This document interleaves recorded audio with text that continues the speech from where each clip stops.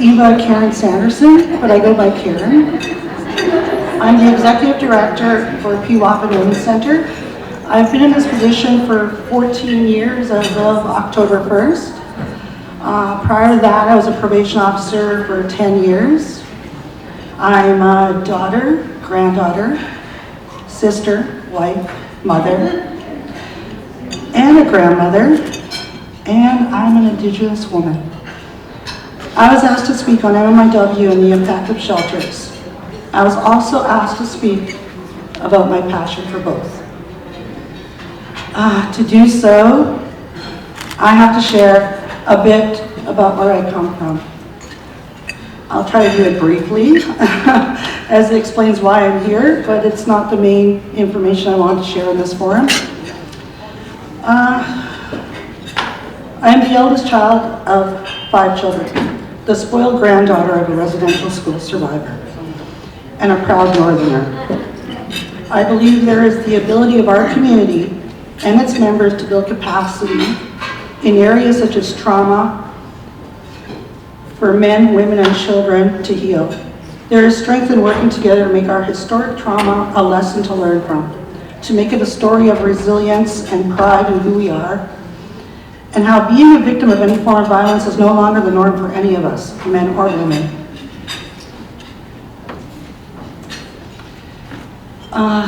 In 1979, my Aunt Eva was murdered in Vancouver, British Columbia. She was an independent woman who traveled across this country just because she could. She was a free spirit. It was always stories and laughter when she came home to visit. She spoke Cree and English and typed the first English dictionary for my grandfather, Colin. From how my family describes her, she's a warrior. Then she died. She was murdered violently by a non-Indigenous man with a justice system that tagged her life to be worth 5 years of his. I was 8. I was not told about it until I was 36. All I knew was my grandpa was never the same. His grief stayed with him till he passed in 2013. And I knew I missed my carefree aunt who helped me because I was her namesake.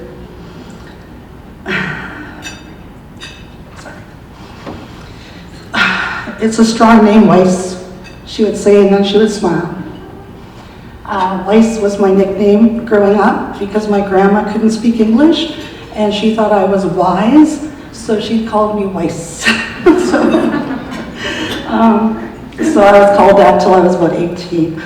At 36, I learned the value of an Indigenous woman in a system I worked in. That made my decision for a new career easier, taking with me the experience, stories, and losses of the clients that I served. The common stories of poverty, alcoholism, and abuse at the hands of others that led them there.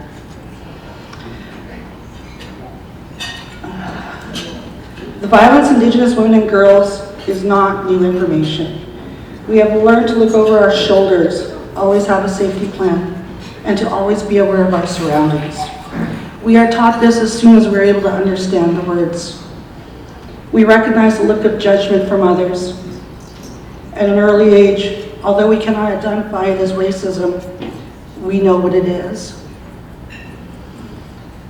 We understand the look of judgment and how people look at us.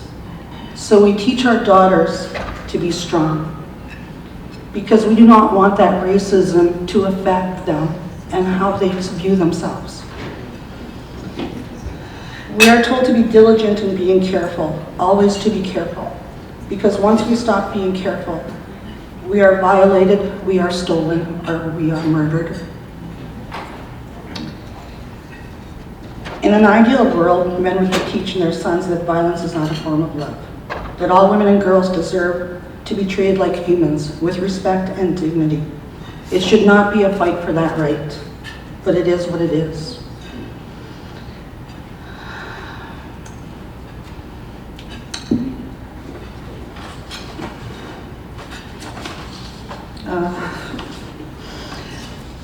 I wanted to share this picture of Amber Redman. She is the, thank you so much.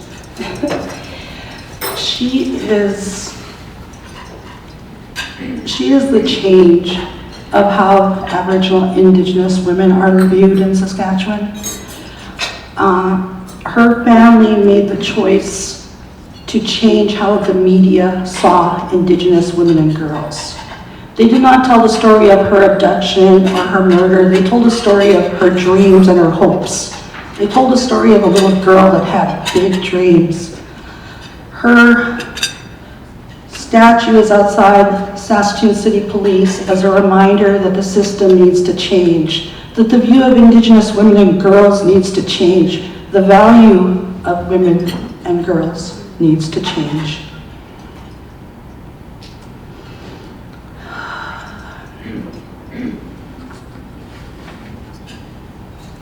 Okay, I'm sorry, I just need a little breather.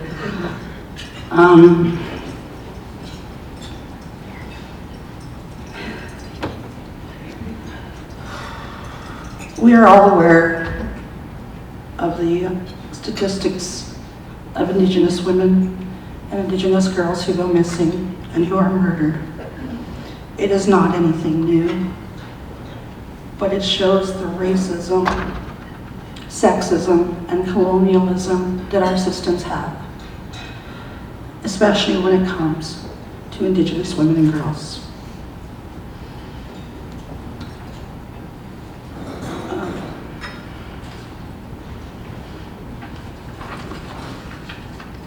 There we are. I didn't know we double-sided it. I'm sorry.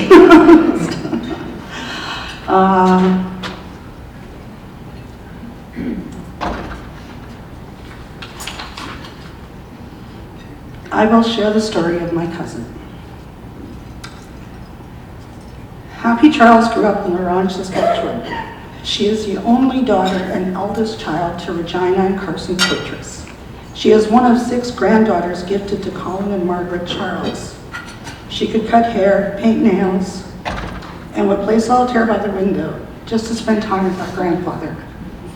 She is a grandmother too. More grandkids coming as the years go by. Happy has been missing since April 2017. As she is missing, there is no closure or explanation to what happened to her. There is no chance to say goodbye or to honor her memory through funeral and ceremony. I cannot change the context of is to was because we do not know. The not knowing and imagining what she is going through or went through is hard. Her family can only wait. Searches were not successful. There is no closure, as with many families. It took 10 days for authorities to file a missing case for her. Based on her lifestyle, the authorities did not see who she was. They did not take that into consideration. The calls of concern over her well-being were not taken seriously for 10 days. Inaction speaks volumes. The missing and murdered have stories. Many families go through similar situations in having their loved one listed as missing. They are turned into advocates for fair and equal response, consideration, and resources from the authorities and the media. They are forced to be the media, investigator, and advocate while trying to deal with their own trauma from the loss. In many situations, the impact leads to the loss of employment, the loss of health, and the loss of resources. It is an endless cycle of loss. There are many stories shared with the National Inquiry on Missing and Murdered Indigenous Women and Girls Commission. Their stories are part of the final report. The calls to action address the hurdles Indigenous families face when their loved one goes missing, and it highlights the lack of rights given to their loved ones. The MMIW report notes some immediate action. They include the basic needs of food, access to housing, and remote and rural transit. It also calls for more funding to women's shelters.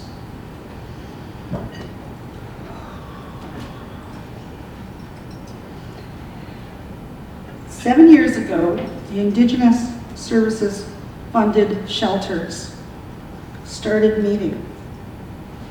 We shared common concerns and issues when it came to our client needs and the issues they were facing within their rural and isolated communities. Our clients are primarily Indigenous women. Throughout our meetings, we established ourselves in addressing those issues. With our program manager, we reviewed the shelter standards developed provincially and felt it did not represent the circumstances our clients face. The issue of poverty, low education levels, low self-esteem, and the lack of trust in the justice system. With help from Saskatchewan First Nation Family Community Institute, we developed Sister Shelters of Saskatchewan Shelter Standards. We started with 4 shelters, and when Black Lake established their shelter, we involved them in our meetings. We share policy procedure, and we all have developed cultural and educational programming in helping men, women, and children in our communities.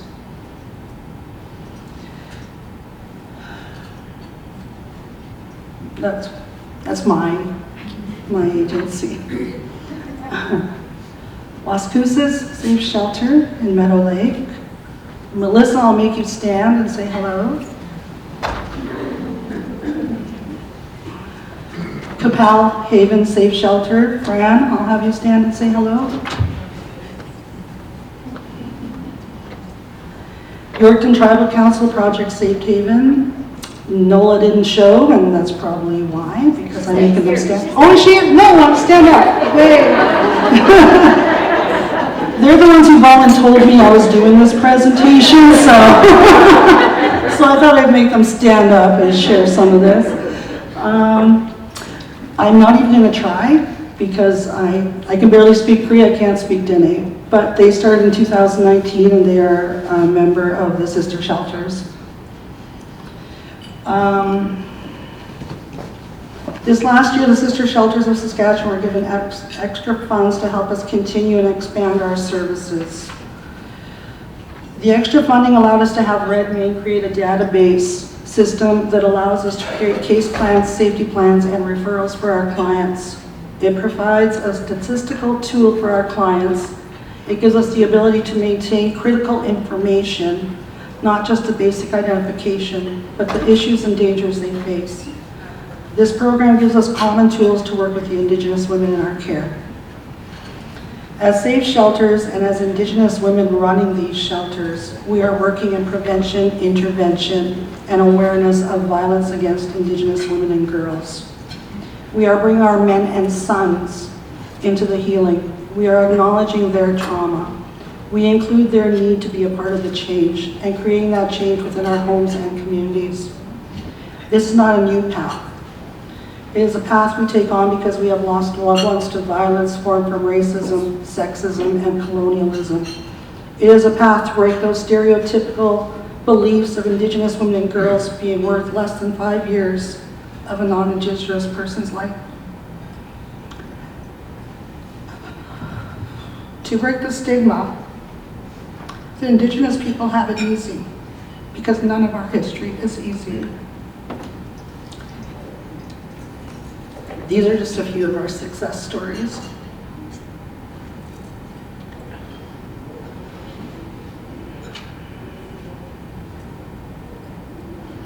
And a horrible picture of me. It is honoring the loss of thousands of women and children through violence, from residential school, our society's views and prejudices that keep us moving forward and seeking change. We are their voice for change. Their path leads us to the realization they are more than just a number. They are the faces of Indigenous women and girls in Canada and the United States. They are the ones who lost their lives in a system that did not see their worth. We are working to address the MMIW calls to action. We have been working towards achieving those items even before the report. We have provided services to address the rights to culture, health, security, and justice. Empowering our clients to change their own perspective of what they deserve and what they can achieve is the small bit of success we take home each night. It is the small change we make. The reflection that we have saved more than one person from becoming another number to a list that is far too long. Thank you.